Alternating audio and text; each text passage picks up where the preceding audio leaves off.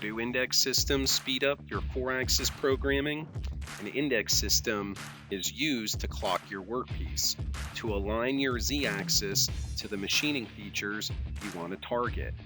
Define an index location by selecting reference geometry or a reference UCS, user coordinate system.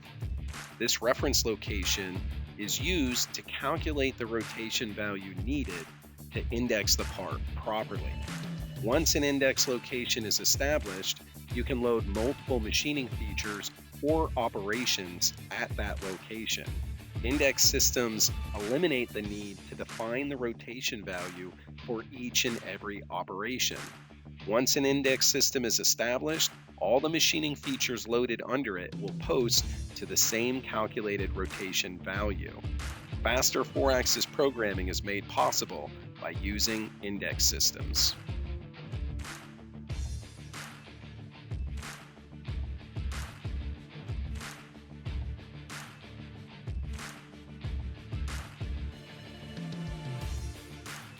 Ready to learn more time-saving features? Sign up for our live weekly training events. See you there!